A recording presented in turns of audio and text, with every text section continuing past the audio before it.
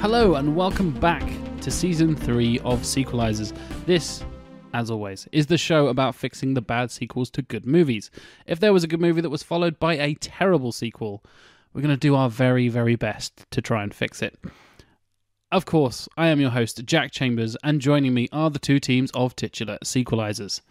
First up, we have the incredibly long-named, when this baby hits 88 miles an hour, you're going to see some serious Shrek, Alec Plowman. In the morning, I'm making waffles. And Stuart Ashen. My world's on fire. How about yours? That's the way I like it, and I never get bored. Oh, God. Too much Smash Mouth. One might argue. And, of course, their opponents, Chris Farley. That's the best idea I've ever had. Full stop. But which is Chris and which is Farley? We don't know. Introduce you to Chris, Tim, Puffy, and Farley, Matthew. Hang on, I'm Googling Smash Mouth lyrics. hang on. Nah, this is all dog shit. No. Might as well be walking on the sun. There you go. Hello, thank you. Might as well. I'll be here all week. So speaking of terrible Shrek puns, we're fixing Shrek 2. In last episode, we discussed why it's actually a piece of shit and the 88% rating on Rotten Tomatoes is entirely wrong and it should not have won any awards. Fuck that movie. Yeah. And now we're here for you four gentlemen to try and fix it. So, shall we refresh the listeners' memories from last week and give them the little tease we had at the end of the previous episode? Alec and Stuart, I'll come to you guys first. The title of our movie is Shrek 2. The Future. Jesus. Shrek to the Future, Jesus. I want to be involved. Damn it, he's guessed the ending. Shrek is crucified. You would wash your hands, pilot, you bastard. Directed by Mel Gibson. I live in a swamp. I'm always dirty. Donkey, these nails really hurt. King Harold and Queen Lillian take Shrek over the hill and he sees a giant wicker ogre in the distance. Oh God! Oh Jesus Christ! Oh my God, what have we done?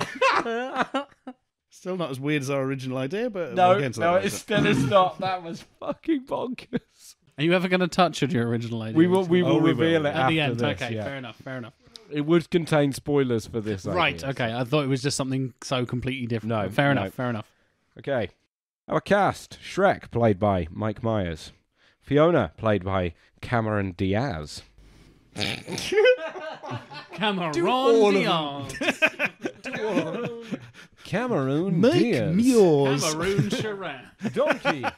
Donkey, played by Edwin Murphy. Is it short for Edwin? I hope so. King Harold, played by Johannan Cleese.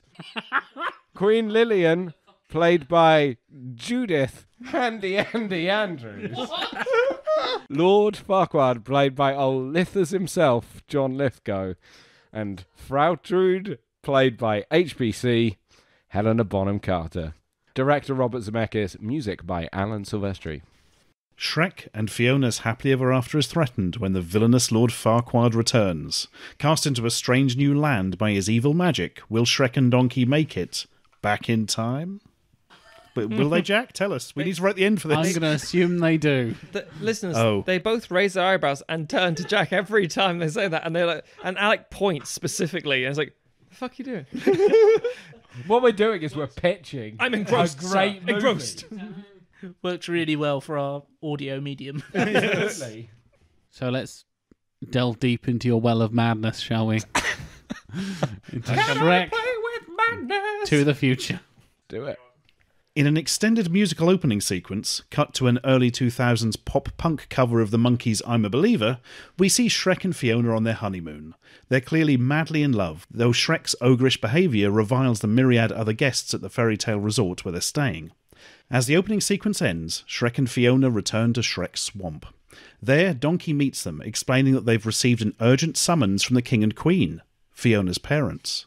According to Donkey, news of Fiona and Shrek's marriage has spread across the fairy tale kingdom, and the royal family refuse to approve of the union until they have met their daughter's husband. Shrek and Fiona pack their bags, ready for the journey to the kingdom of far, far away. Shrek is clearly antsy about meeting his new in-laws and worries that they will not approve of him. Fiona tells him not to worry, saying that Shrek is a good person, that she loves him, and that her parents will love him too. Besides, she says, after everything that they went through in the first Shrek, what's the worst that could happen? We cut to a giant pile of dragon shit.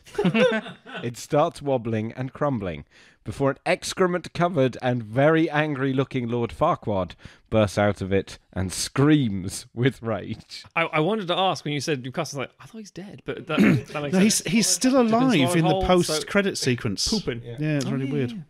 Sometime later, Farquaad has cleaned himself up and assembled a team of his remaining loyal men, as well as recruiting the evil witch Frau Truda, who owns a crystal ball of immense magical power. They bring him up to speed on the situation, explaining that the King and Queen have summoned Shrek and Fiona to far, far away. Farquaad begins to conjure up a plan and instructs some of his men to infiltrate far, far away so they can spy on Shrek and Fiona. Arriving at Far, Far Away, Shrek and Fiona disembark from their carriage. A procession has been laid on for their arrival, but their appearance is clearly surprising to Far, Far Away's residents. None more so than Fiona's parents, King Harold and Queen Lillian, who are shocked by their daughter's now permanent ogre transformation, as well as her new husband. Nonetheless, a banquet is thrown for the pair to celebrate their arrival, but as the meal goes on, tensions flare up between Shrek and Harold. Shrek behaves, unsurprisingly, like an ogre, and Harold says that while he can tolerate Shrek's appearance, the behaviour is not befitting of a future royal. A heated war of words breaks out between the pair. As the fight reaches its peak, Fiona runs out of the room crying, causing Shrek to storm out of the castle. After the banquet is over, Lillian berates Harold for his terrible behaviour, saying that Shrek is the man Fiona loves. Harold remains steadfast in his disapproval, though, saying that Shrek is marrying into royalty, and there are standards he needs to live up to. News of the fight is reported back to a delighted Farquaad, who is now primed to put his plan into effect. With Shrek having fallen out with the king as Farquaad had hoped, Truda uses her magic to find Shrek. Farquaad, his men, and Truda then head off to Shrek's location. In wake of Shrek's disappearance, Donkey has been searching high and low across Far, Far Away to find him. Eventually he discovers Shrek in a secluded woodland and tries to convince him to return to the castle. Clearly depressed, Shrek refuses to come back. He says he should have known this would happen. This is how people have reacted to him all his life. Donkey says that Fiona still loves him, with or without her father's approval, and that he should come back for her sake. Heartened by Donkey's words, Shrek is about to leave when the pair is surrounded by Farquaad's men. Shrek and Donkey fight them off as best they can, but are overpowered. Farquaad then shows himself, much to Shrek and Donkey's horror, and reveals his plan. Truda produces a magic potion, which Farquaad drinks, transforming him so that he looks exactly like Shrek. He tells Shrek that he intends to take his place, and that, unlike the ogre, he has the royal demeanour to win over King Harold, win back Princess Fiona, and rule the fairy tale kingdom once and for all. Shrek protests. "You lost last time, Farquaad. What makes you think you'll get away with it this time?" "It's funny you should mention time, ogre," Farquaad responds, "as it most definitely isn't on your side." With that, Truda uses her crystal ball to open a portal. Shrek and Donkey resist, but are hurled through it by Farquaad's men. Farquaad expresses concern that Fiona will realise he's a fake. Truda says not to worry, as the princess's memories of Shrek will soon begin to fade. Violently falling on top of each other, Shrek and Donkey pick themselves up and look around horrified. They appear to be in a very different place from before. It's a place that we, the audience, recognise. Victorian London. He said it was going to go batshit. Oh no, this is nothing compared to the previous. The version of Victorian London that Shrek and Donkey find themselves in, like the fairy tale kingdom they come from, is a land based on the popular fiction of the era. As they wander the streets, they have numerous humorous encounters with the likes of Sherlock Holmes, Oliver Twist, Dr. Jekyll, etc., all of whom, much like the fairy tale characters in the original Shrek, are humorous caricatures, pastiches, or subvert audience expectations. After a madcap sequence in which Shrek and Donkey roam the city, they are taken in by Doc Herbert George Wells, a scientist and inventor voiced by Christopher Lloyd and bearing a striking resemblance to Dr. Emmett Brown of the Back to the Future series, who marvels at Shrek and posits many Darwin-esque theories about his unusual appearance. Shrek and Donkey explain that Lord Farquaad has sent them to this time. Wells is not surprised by this, saying that it tallies with his own theories about time travel and revealing that he has been working on a time machine himself. Shrek asks Wells if he can get him and Donkey back to the past, but Wells responds that his machine isn't ready. However, realising that introducing Shrek as a curio to London high society could seriously up his social standing, and therefore increase the funding for his research, he strikes a deal. If Shrek will accompany him to various events, he'll finish work on the machine and send him back home. Already having had enough of high society in his own time, Shrek protests, but after Donkey reminds him it's the only way to get back to Fiona, he reluctantly agrees. Meanwhile, back in Far, Far Away, Farquaad, now disguised as Shrek, reconvenes with Fiona and apologises for his behaviour. He acts in a much more regal, dignified manner than before, and makes amends with Fiona's parents. Harold is seemingly thrilled with the new prince-like Shrek, and sets a date for a lavish ceremony to recognise the marriage, and bestows Shrek the title of Prince of Far, Far Away. Fiona, however, is unconvinced. Away from the crowd, she expresses doubt to her mother about the new Shrek, saying that something isn't right about him. While he's certainly more princely, he no longer seems like the ogre that she fell in love with, who lacked airs and graces, but had a warm heart. It's odd, but she's finding it harder to remember exactly what he used to be like. In Victorian London, Doc Wells introduces Shrek to the good and great of high society, a mixture of historical and fictional figures, including the likes of Queen Victoria, Charles Darwin, Sexton Blake, and Phileas Fogg. But, much to Shrek's surprise, the Victorians are not reviled by him, and are instead enamoured by his ogreish ways. He becomes a figure not unlike John Merrick, the real socialite John Merrick rather than the tragic film version, and he and Doc Wells begin to revel in their roles as high society figures. Shrek and Wells are so busy being socialites, in fact, that no work appears to be done on the time machine. This agitates Donkey, who protests that he and Shrek need to get back home with some urgency. Shrek says that he's accepted for who he is in Victorian London, and that maybe he doesn't want to go home after all. Donkey retorts that Shrek might entertain these people, but he's just a new fad. Fiona loved him, and now he's throwing that all away. The words clearly cut Shrek to the bone as Donkey storms off into the night. Having overheard the conversation and been affected by what is said, Doc Wells goes to Shrek. He reveals that the time machine is finished. In fact, it has been all along. Shrek is shocked and angered and asks the Doc why he never told him. Wells replies that he's always been shunned by high society for his eccentric ways, and that in his relentless quest for approval, he'd pushed away the people that meant the most to him: his friends, his family, his now ex-wife. He says he can't let Shrek make the same mistake. However, they need to act quickly. The Doc believes that the longer you stay away from your rightful time, the more the people there forget you, until they wouldn't even recognise you if you did return. Shrek says that they need to find Donkey so they can get back to Far, Far Away as soon as possible. Shrek and Doc Wells journey out into the night to discover Donkey attempting to join up with a gang of Oliver Twist-esque boy thieves. They pull him away and a chase across London ensues, with the pickpockets and their Fagin-like leader enraged that Shrek has stolen away their newest recruit, the artless Donkey. Eventually, they make it to the time machine, which Doc Wells frantically sets up, and Donkey and Shrek are transported back to their own time. And not a moment too soon, it would seem. In a parody of the famous scene from The Graduate, not for the first time in a Mike Myers movie, Shrek races to the location, only to discover that the disguised Farquaad and Fiona's ceremony is in full swing. Shrek appears to get there too late, and it looks like Farquaad is about to win the day until Fiona spurns him at the ceremony, saying she can't go through with it.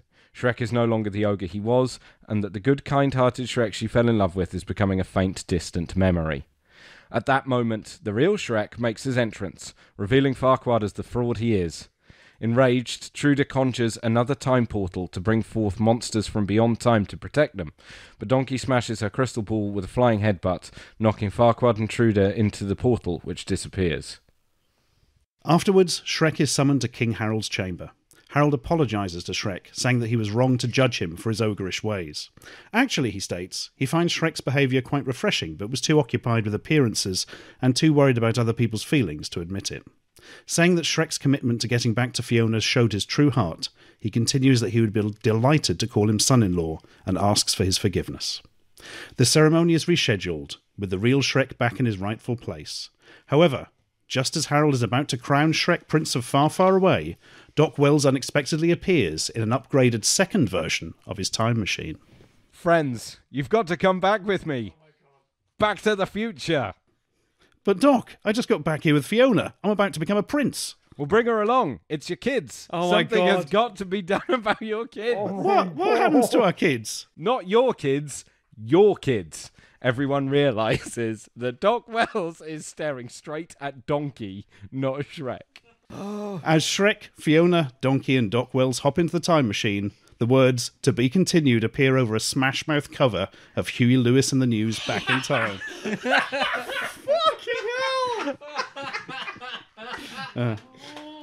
During the credits, we see Farquaad and Truda lost in an ancient time, being chased by a Tyrannosaurus Rex. Nice.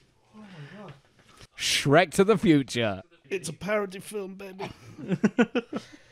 It was, it was crazy. Thank you for the pitch, gentlemen. That's very interesting. But you mentioned a batshit original idea that I think Yeah. we deserve to hear and Shall the I listeners explain this one? deserve 'Cause to I hear. think Alec might die just remembering it. It was We've so broken good. Alec Yeah. many times, and I feel like this might be one of them. We initially came up with this, sat in Ed's diner, trying to work out what the hell we were going to do for Shrek. For neither of us care Yeah. much for the Shrek. And then Shrek to the future was said semi as a joke, and then we went with it. Now, in our original version, the reason it is Robert Zemeckis is because in our original version, this was going to be a mixture of CG animation and live action. That's where I thought you were going with it. When you said they go through the portal, I thought, I fuck. thought so, yeah. They're going to be And- outside the clock tower Yes. and then get hit by the That's car. what originally kind of happened, yeah. they Back to went 1950s to the Hill Valley. 1950s Yeah. with Christopher Lloyd badly made up to look like he was 30 years younger. But Shrek, but is, Doc, he's made to look older as Doc Brown. So but would it's in he- the 50s, so he has to Oh, look... yes. Okay, if you're taking... Yeah, okay, yeah. right. If you're going 50s, then fair enough. Right. Shrek was able to assimilate into 1950s American society because they pretended. He was a high school football mascot. Oh! Fucking hell! Oh my god. And we had a lot of fucking funny stuff with it. And Donkey does the Marty McFly guitar thing and introduces the world to funk music. He does that at the end of one of the Shreks. He does the dance with the leg and the guitar and stuff. Because Well, he he's- does the... I don't know if it's... In our version, he was playing Parliament. And then Fucking Nice. hell. It's Your Brother, Jacob Clinton, was where we went with it. So much in the same way that you made your Predator pitch an Alien versus Predator film, you will and still have made a Shrek film, a Back to the Future movie, but you want to make like Back to the Future 2 where you're like, let's completely go inside. That's exactly it. And it was very funny. Fucking hell. And Alec was like, is it not about... It's an entertainment podcast, not a fucking job interview, man. It's all fine. But then there is the rule of the sequelizing. You're supposed to improve the sequel. And no matter how you made this, and no matter how funny it would still be fucking awful. So, cut that one. Yeah, out. we got to a point where it's like, we can make this hilarious, but we can't actually make it any good. I'm imagining it's the end of that episode of The Simpsons Yes. where Homer falls through and goes to the... Yeah, Ooh, just erotic really cakes. awful. That Yeah. one, yeah. Yeah. I've also toyed with having him go really far into the future and having, instead of Victorian London type Shrek X in characters. space, yeah. Yeah, but it's just Morlocks. riffing on sort of Flash Gordon, that kind of stuff. Wow. But that would be the third one. Yeah. 2001 A Shrek Odyssey or something like that. That's it. And in the end, it's just a donkey fetus floating in space. It's a donkey dragon fetus. floating Oh, in yes. space. Oh, that's my it. God. A donkey fetus. Space Donkey. That's what we need. Ours is going to seem really tame by comparison. Yeah. Well, we just did a Shrek sequel. Have you mixed live action random shit? No. Oh, God. Like I said, I legit thought that's where you were going. As soon as you said, and they're sucked through a time portal, I went, oh my God. They're doing that There episode was of The so Simpsons. much material, but it would have just been... if you'd have made it as a film, it would have been fucking awful. People would watch it and enjoy it, but for all the wrong reasons, you know. I think, yeah, we maybe had too much milkshake at this point because we were just there like, you know what? Shrek could be... What, the David Lynch combination of sugar and caffeine, and you're like, oh Yeah, my God, this is yeah, great. and we were like, Shrek's a football mascot. Yes! Yes! It'd be the thing we'd be reading BuzzFeed articles about now, where it's like the film that killed DreamWorks Animation. Why you never see Robert Zemeckis make any films these days? Why you never see Robert Zemeckis, Mike Myers, Christopher Lloyd, Yeah. Eddie Murphy. Wait, all of those people. Yeah, I was just saying, it just jump starts maybe 5 years ahead of when the actual event happened in here, in real life. Anyway, after that, as you would say, Alec, train Shrek. Over to Chris and Farley over there. Remind our dear listeners of your cast crew. We are Chris Farley. We are bringing to you today Shrek 2 Happily Ever After.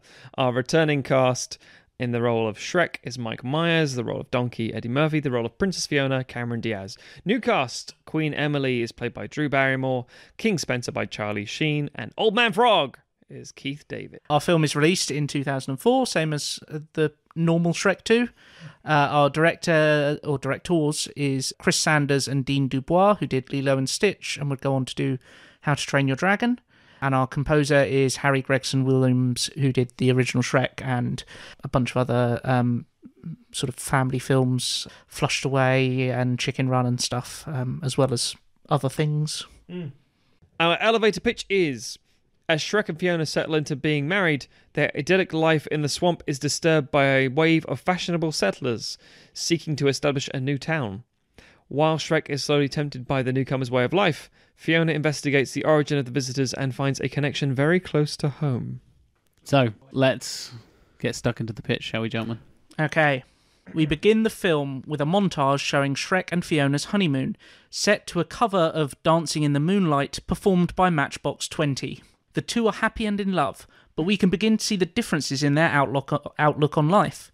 Shrek spends his time lounging around their gingerbread resort, while Fiona insists on exploring local caves and venturing into nearby towns, where they terrify off the locals and enjoy a spaghetti supper, complete with Lady and the Tramp reference. Upon returning to Shrek's cottage in the swamp, the two are greeted by Donkey, who has supposedly been house-sitting, but in reality has been lying low after fending off the advances of the dragon. Oh, saying out loud is so funny. Yes, he's hiding from the rutting. Shrek 2 hiding from the rutting. Okay. Shrek and Fiona want to get back to everyday life, but Donkey insists on hearing all the stories from the honeymoon and regaling them with tales of his misadventures while they've been away. As he gallops around the house trying to hold their attention and avoid being thrown out by Shrek, he knocks a pile of letters into the fireplace. We see a notice of new development coming soon, but it is swiftly consumed by the fire. The next day, as Donkey sleeps, Shrek gives Fiona a full tour of the swamp, highlighting his favourite spots: the big stagnant lake, the giant tangle of thorns, and the stink pit full of sludge. The sequence, which is soundtracked by Drift Away by Uncle Kracker, ends with Shrek presenting Fiona with a hand-carved wooden ring he has been working on. Their time alone is interrupted with the arrival of the three pigs, the big bad wolf, and Pinocchio, all of whom have stayed in the swamp after the events of the first film. The three pigs mention that they've just been hired for a big construction job, but the conversation is cut short when humans hunting for ogres appear. Shrek prepares to scare off the hunters, while Fiona gets the others to safety. The hunters are able to get the better of Shrek and rope him by his ankle, but Fiona reappears, chasing them off and kissing the upside-down Shrek. Mid-kiss, he drops down onto his head as a different trio of humans appear from the forest, freeing him from the trap and rushing in to apologise for how the ogre couple have been treated. The three humans are voiced by and modelled on Jack Osborne, Kelly Osborne, and Jason Dill, the pro skater that started a fire in the Osborne's kitchen that one episode. They explain that not all humans hate fairy tale creatures, and they have moved here to escape the hustle and bustle of the big cities and be closer to the real magic. The trio follow Shrek and Fiona back to Shrek's cottage, marvelling at its authentic design and delighting in Donkey's antics, who is thrilled to have found 3 new friends. After inviting themselves in for a slightly awkward dinner, the trio disappear, saying they'll see Shrek, Fiona and Donkey again soon. Donkey loves the new arrivals, while Shrek is grumpy about having to share his dinner. Fiona, however, is suspicious, saying that there was something a little familiar about the new arrivals.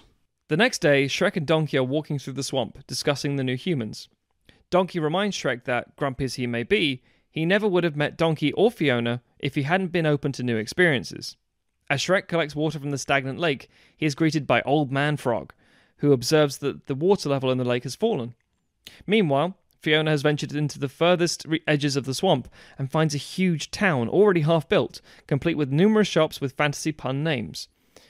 She sees a notice on one of the building sites that reads, "An exciting new community, close to charmingly rustic wetlands, brought to you by the Far, Far Away group."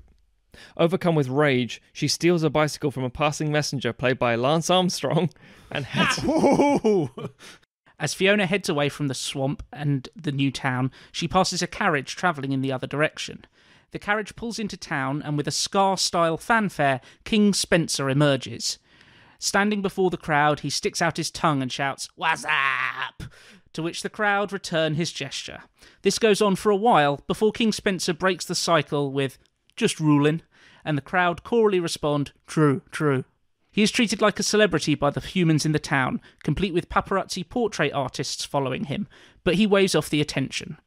He meets with a group of lords who have been building the new town, including a cameo appearance by Donald Trump, and says he has been sent by the Queen to check everything is proceeding as planned. One of the lords mentions that some of the locals have been poking around, and Spencer tells him to chill out, dude, and that everyone will come around to their way of thinking sooner or later. Fiona cycles furiously through a mountain pass, overtaking a group of 4 halflings, a dwarf, an elf, 2 humans, and a wizard. The dwarf turns to the elf and says, "See, that's what I was saying. Why do I have to walk everywhere?" Emerging through the pass, Fiona sees the huge fairy tale city of Far, Far Away and continues her journey towards it. Back in the swamp, Shrek and Donkey are searching for Fiona, having noticed she is missing. Donkey stumbles upon the new development, but it is quickly distracted by the local humans, who seem amused by his antics. He is given fancy vegetables and parfait by his fans, and finds himself being ushered up onto a stage to perform. Meanwhile, Shrek is searching for Fiona near the stink pit when he comes across King Spencer sat on a log playing the guitar. The two strike up a conversation, and Shrek quickly becomes charmed by the laid-back Spencer, who tells Shrek that he needs to let go of his worries. The two sing a duet of "No Shirt, No Shoes, No Problem" by Kenny Chesney, and King Spencer encourages Shrek to swing by the town if he feels like hanging out. Finally arriving in Far, Far Away, Fiona marches into the royal castle and confronts the new queen, her sister Emily. Initially disgusted by Fiona's ogre form, Emily soon realises that it is her older sister and makes a big show of welcoming her back. As the two trade passive-aggressive barbs, Emily explains that everyone assumed Fiona was still locked away in her tower, so when their parents died, the throne passed on to Emily. Fiona demands to know why a new town is being built in the swamp, and Emily explains that with Lord Farquaad dead, the land surrounding the swamp was annexed by Far, Far Away, and the fairy tale look is very in right now, so Emily is simply taking advantage of demand. The argument escalates, and Fiona tells Emily that she won't let her disrupt the lives of everyone in the swamp. The two storm out of the castle and head towards the swamp, Emily on a magnificent white stallion, and Fiona on her bike, which was just being recovered by an exhausted Lance Armstrong. Back in Swamp Town, Donkey has become a sensation among the residents, performing hackneyed stand-up routines in front of adoring crowds, while Shrek and Spencer are relaxing in the king's private cottage, playing video games on a crystal ball. When Spencer excuses himself to use the royal commode, Pinocchio and the 3 little pigs try to attract Shrek's attention from the window outside. They explain, using Love Actually style signs, that the builders are trying to destroy the swamp, filling in the stink pit, cutting back the thorns, and diverting the stream from the lake into a big dam to power the town. What's more, the fairy tale folk are being ejected from their homes to make way for new housing for the humans. Shrek tells them Spencer would never let that happen. But before Shrek slams the window shutters closed on them, Pinocchio yells to him that he's go see Old Man Frog. With Spencer still trapped on the commode, Blaming the new garlic knots from Pizza Hovel, Shrek decides to leave the royal cottage and head to the lake. At the lake, Shrek finds the water level has dropped considerably, and Old Man Frog is deathly ill, stranded far from the water in his tree stump house. Shrek helps the injured frog down to the remaining water, and explains he didn't realise what was happening to the old swamp that he loved. Old Man Frog says that he doesn't blame Shrek, and he's seen it all before. Right now, fairy tale creatures are the popular thing, and the humans will flock here, but soon enough they'll be in some other trend, and they'll head off, having devastated the swamp. Shrek tells him that he won't let that happen, and after making sure he's got plenty of water, heads back towards Swamptown. Fiona arrives back in the centre of Swamptown looking for Shrek, and the two reunite in the town square. However, Queen Emily is also there, and sends her royal guards after the two, determined that nothing will ruin the official launch of Silverbrook, her new name for the town. Following an exciting chase, Shrek and Fiona manage to evade the guards, but are trapped outside the town, with security tight as the celebrations begin. However, Shrek hatches a plot and sneaks the gingerbread man in with the catering supplies. He manages to find Donkey, who has grown despondent, suspecting that the crowd as it shows don't really see him as a friend. Gingerbread tells Donkey that Shrek and Fiona need him, and brightened by the thought of his true friends, he heads off to cause a distraction. At the luxurious launch party, Donkey takes to the stage. Initially, the crowd is ecstatic, but his standard jokes soon turn into biting satire of the humans who have taken over the town. The crowd begins to boo, and security tries to remove Donkey from the stage. He resists, pulling down Spencer's trousers and exposing his butt to the audience, which he tries to pass off as a wardrobe malfunction. As more booing citizens and security are drawn to the scene, Shrek and Fiona manage to sneak into town and head towards the dam. Shrek and Fiona are let into the dam by the three pigs, who are promptly fired by Donald Trump for their betrayal. After raising the alarm, Trump is tied up in Pinocchio's strings and dragged away. As Shrek battles guards to get to the dam's central column, Emily appears, having anticipated their plan, and fights with Fiona, wielding the magical royal scepter. Back in the town, Donkey's distractions have devolved into the whole town chasing him through the streets with torches and pitchforks, which Donkey remarks feels just like the old days. At the dam, Shrek is unable to shift the central column, but Fiona manages to trick Emily into hitting it with the royal scepter. As the dam begins to collapse, the three scramble to escape, with Shrek grabbing Fiona and swinging away on a rope at the last second before the dam bursts and a wave of muddy water heads towards the town. Donkey rounds a corner and is faced with the wall of stagnant filth, but at the last second, Dragon swoops down and pulls him out of the way. The townspeople are all soaked through with swamp water, which also knocks down several of the cheaply built houses and shops, as well as Emily's Silverbrook, Mission Accomplished banner. With most of Silverbrook washed away and the new settlers leaving in droves, Emily tells Fiona and Shrek that trying to bring culture and civilization to the swamp clearly isn't worth the effort. She grabs a sheepish-looking Spencer, and the two board a carriage heading away from the town, with Spencer leaning out of the window to tell Shrek that he hopes they can still be bros. With the newcomers finally gone, Shrek, Fiona, Donkey, and the rest of the swamp's inhabitants head back to Shrek's cottage to celebrate, and the film ends with them singing a version of Good Charlotte's Lifestyles of the Rich and the Famous. Can I just Roll say credits. how much I enjoyed these songs, though? Yeah, very... You're early 2000s pop punk man, Stuart. No, I wouldn't have. No, I enjoyed them in the context of the. I wouldn't have them on an album. I would very No, much so- devote that's purely Tim. Tim Yeah, nailed that that was shit. very good. Nailed it work, down. Very good. So, unsurprisingly, I have some questions for What? when this baby What? hits 88 miles an hour. You're going to see some I don't serious believe Shrek. you. We have some questions for ourselves.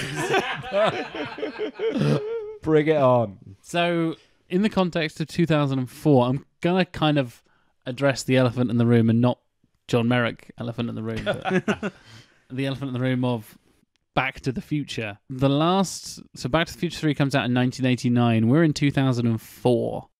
Is it too much of a callback for the younger audiences? Do you think that is Back to the Future still a big enough thing in 2004 for it to be called doesn't back? matter because it's not.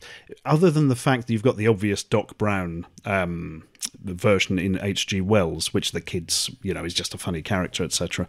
There isn't really anything that requires knowledge of it, and so the ending joke is quite on the. Yes, the title is a bit of a one to get the parents in as well, but it's the joke at the end is quite on the nose, obviously, with him coming back. But a lot of that is because that's a really fucking exciting ending to Back to the Future. I remember I didn't see it in the cinema; I saw it on like VHS at home. And it gets to the end, it's like, it's going to be continuous. Like, fuck, when's the new one coming out?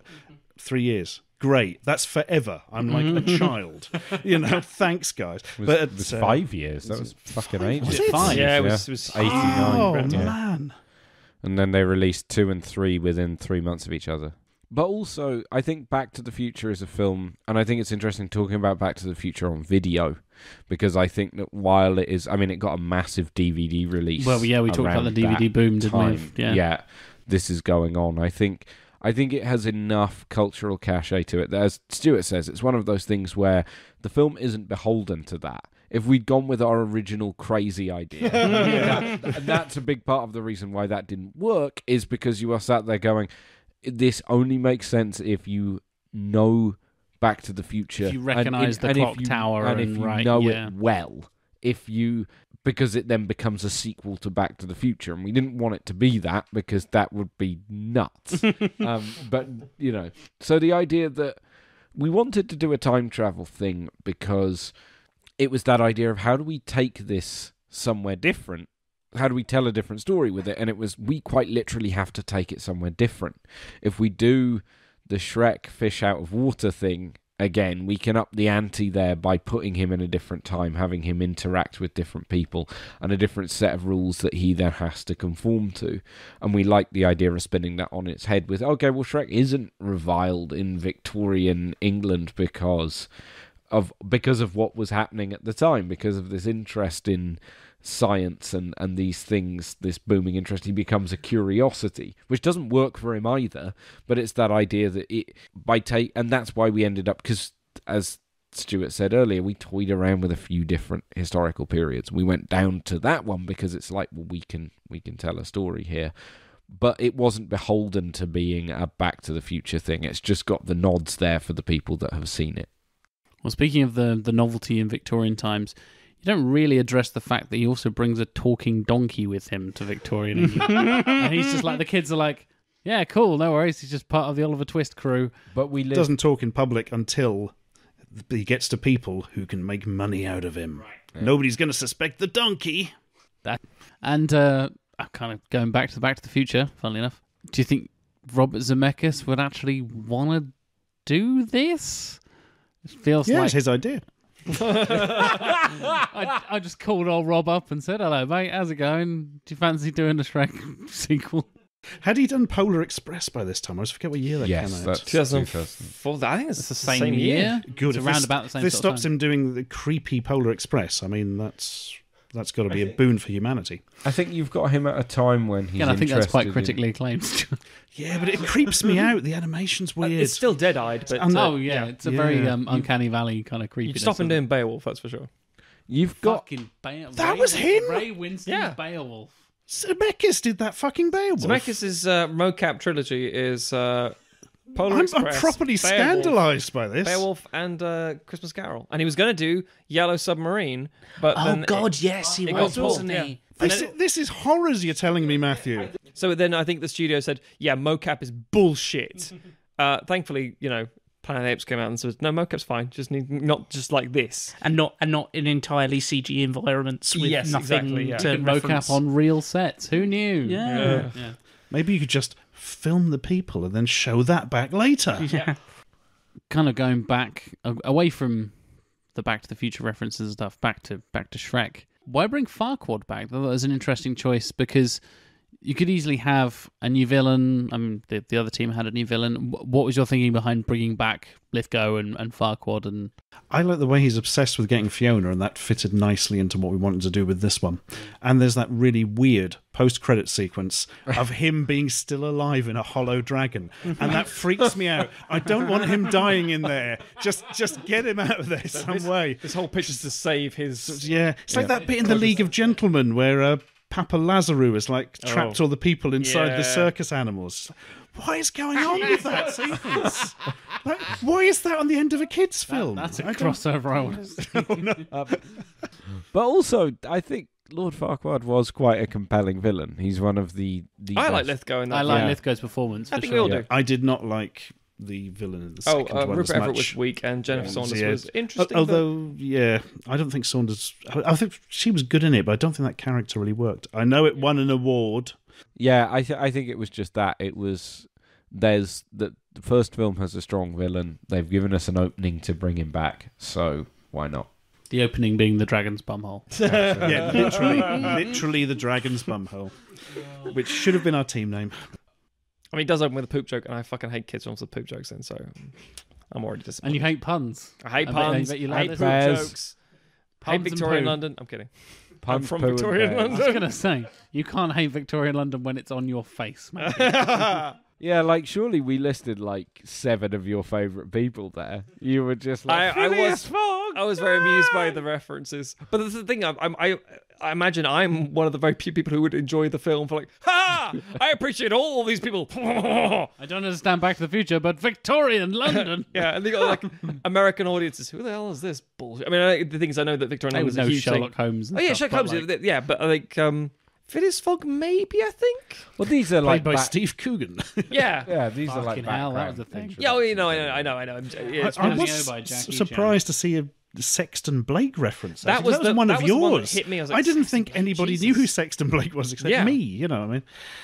Sexton Blake, adventuring detective. I liked the idea of like move it somewhere new to give you more fertile ground, so you're not that- retreading. for a parody film. That's got to be thing. done, or you're just retreading. But I'm not like, I worry that because obviously in the first one it's not really parodying fairy tales as much as it's parodying Disney interpretation of them, and like Victorian London doesn't have as much of that. Like it's not been as it's been Definitely retrodden not by a family lot films. of people, but yes, less in family films and less by like a single giant corporate entity. We were moving away from the that kind of parodying in general. It was really that being in Victorian London suited the kind of story that we want to tell. It was because moving it to this locale with the things that are going on in this place at this time allows us to tell the kind of story we want to tell for Shrek. It facilitates the crisis that he then has.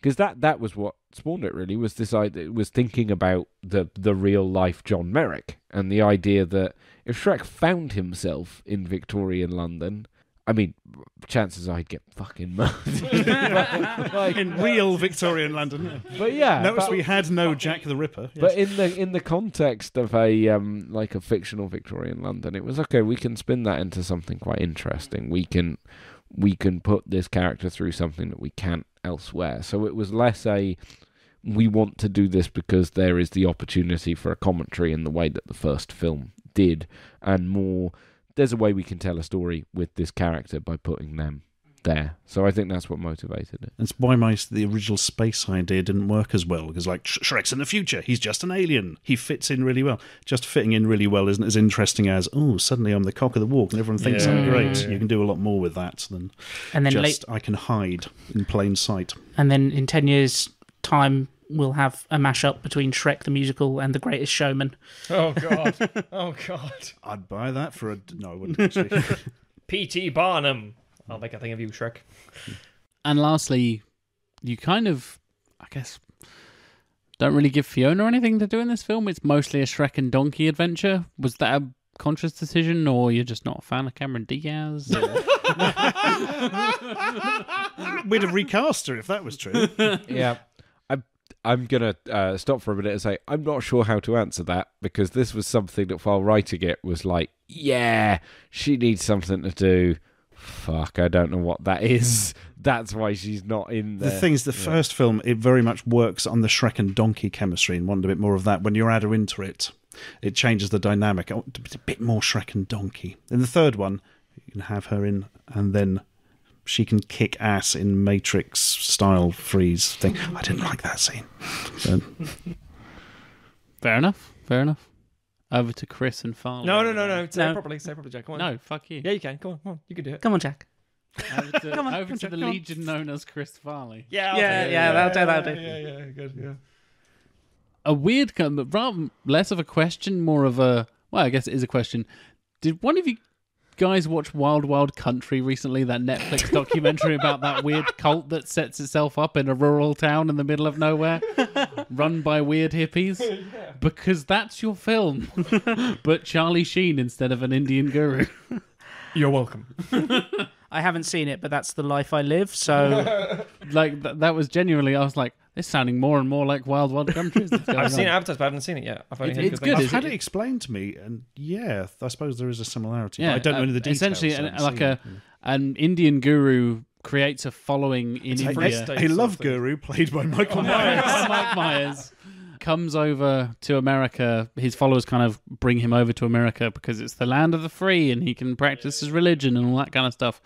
And he goes to the middle of nowhere to this tiny little town, and they basically build this giant kind of essentially their own town next to it and freak out the locals. And then they start taking over the town and running for elections in the town, and they literally change the name of the town to the name of their settlement and all this kind of weird shit. So, oh yeah, and then suddenly, yeah, they get one of the hotel. I'm not doing a full synopsis of Wild Wild Country. It's like a 16-part Netflix series. Yeah, they get attacked and bombed, and then they get crazy with machine guns and stuff, and it gets batshit and weird.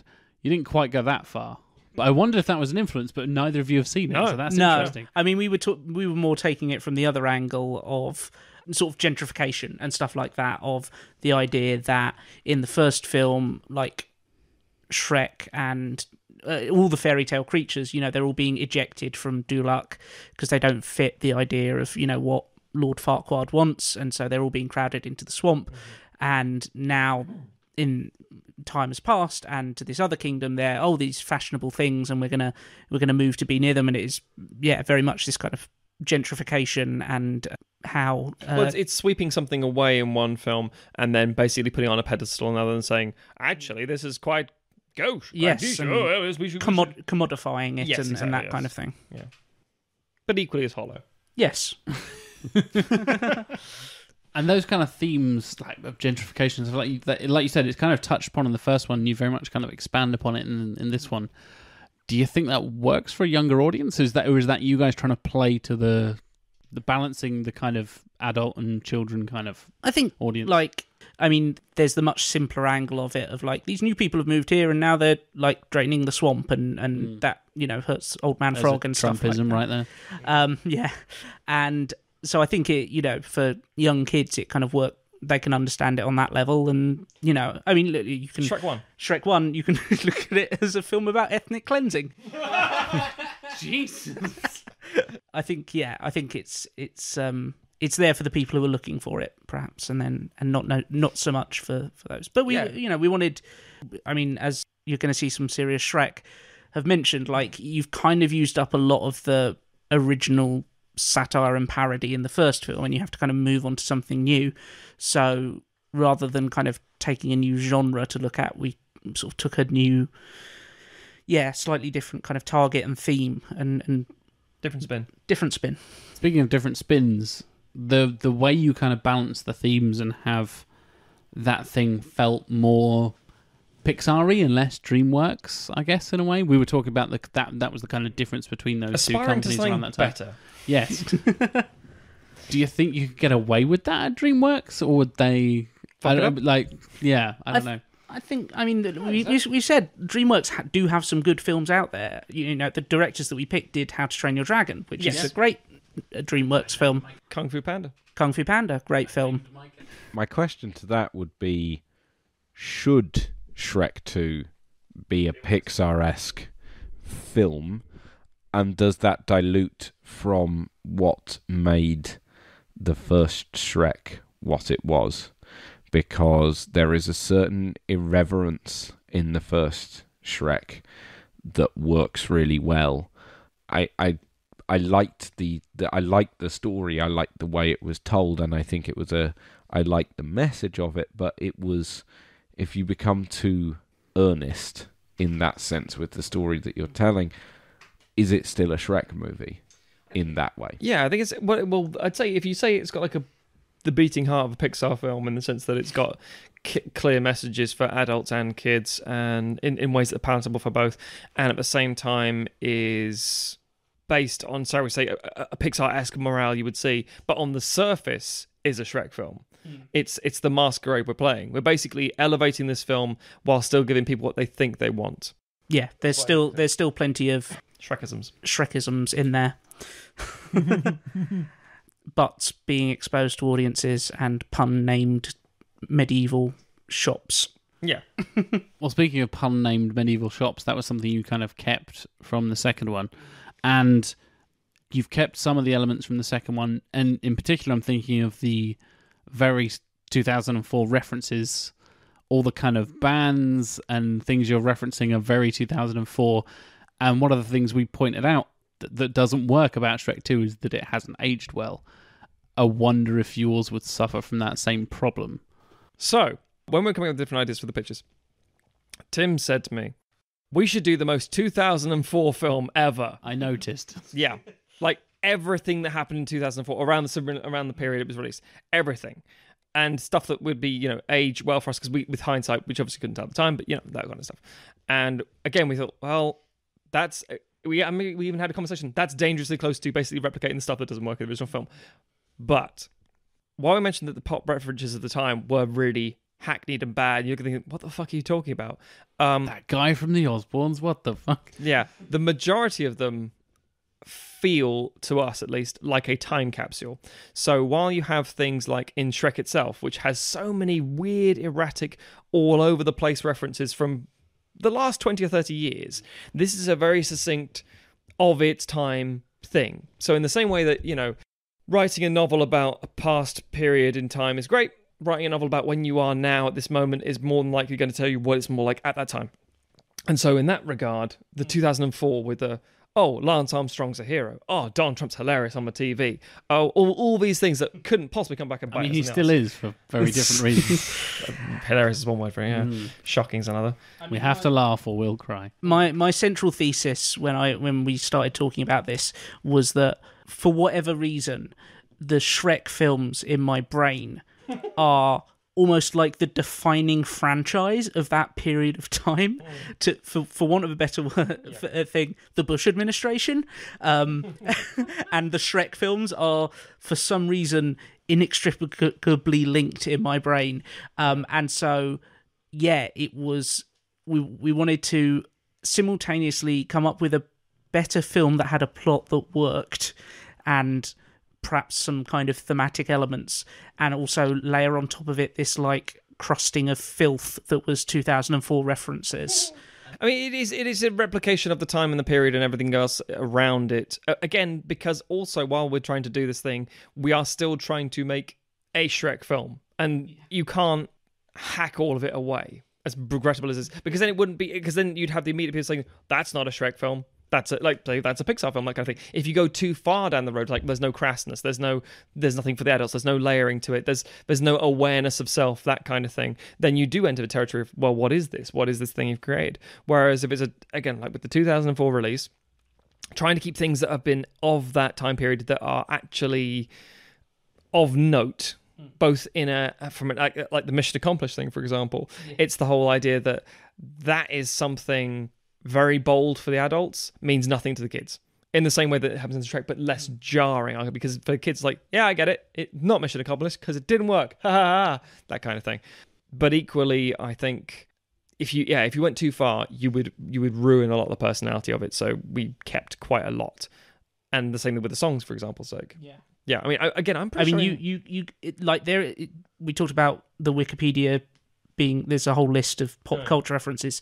The entries on music associated with the Shrek franchise, because, and we've talked about how big a success there was, the number of CDs that came out that were music from Shrek, music associated with Shrek, music sung by characters from Shrek, music inspired by Shrek, music about Shrek, music by Shrek. You'll never believe what wasn't on the Shrek soundtrack, but sounds like it might have well have been. Yeah. It was this little juggernaut, and so I did kind of want to recreate that with the music picks, and a lot of them were incredibly. You look at the band list and you're like, wow, yeah, I remember those guys. They were big for 6 months. Matchbox 20. Yeah, I forgot those guys existed. Yeah. So it was about capturing that very Shreky spirit.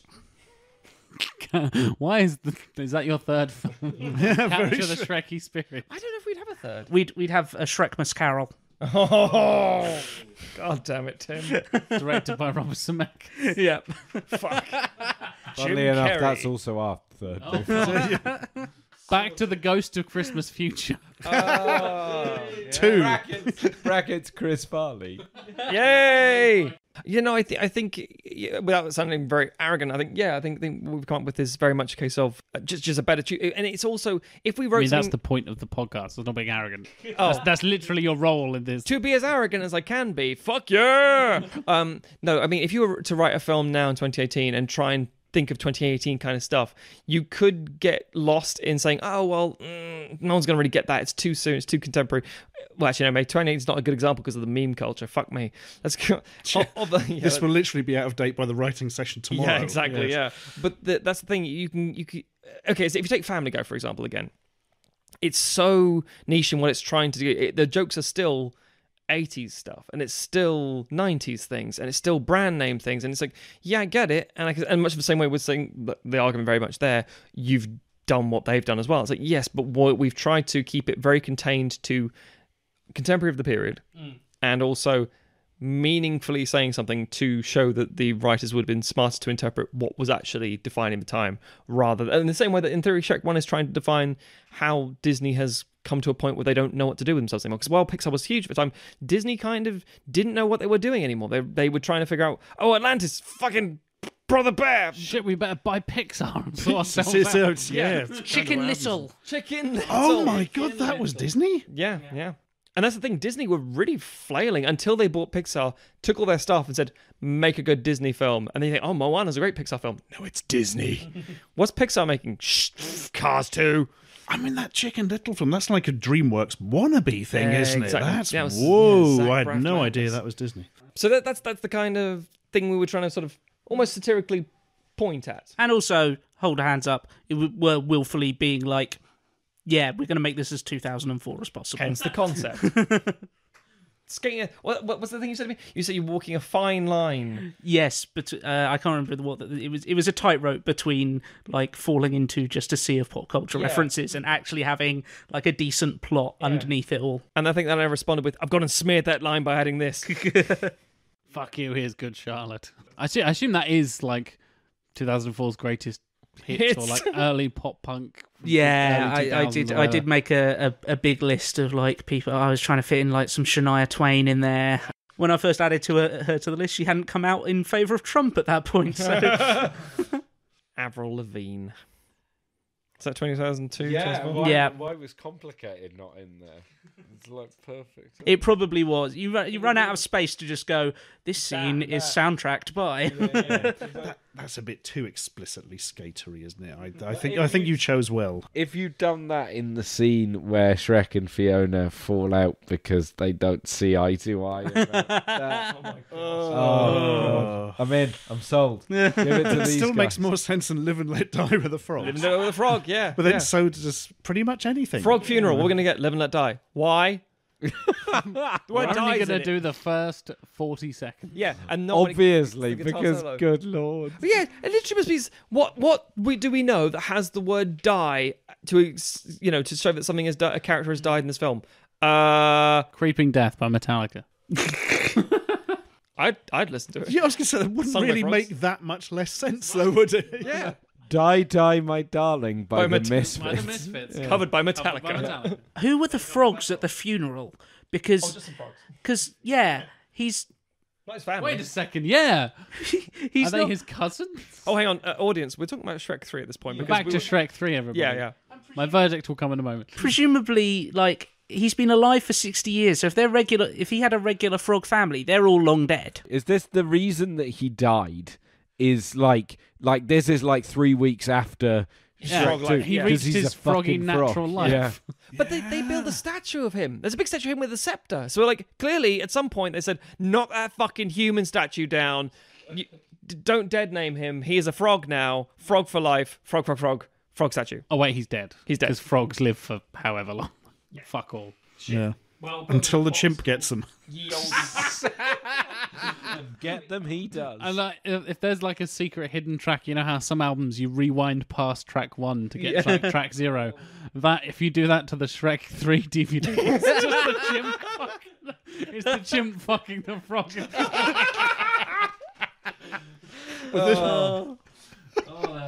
that pond going? He buries it in the ye olde footlocker fucking hell box, and just like on a lily pad, drifting to nothing. Drifting to the chimp.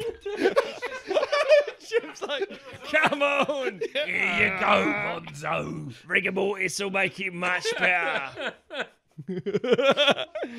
And all the frogs are like, oh, live and let die. The chimpanzee being played by Andy Serkis. No! But voiced by Sir Patrick Stewart.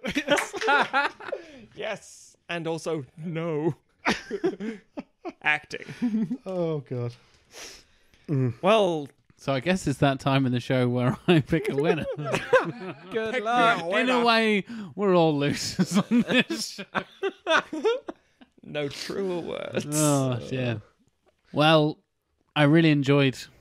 Like I said, I really enjoyed the soundtrack that Chris Farley came up with. That's such a weird sentence to say. Yeah, that's why we like saying it.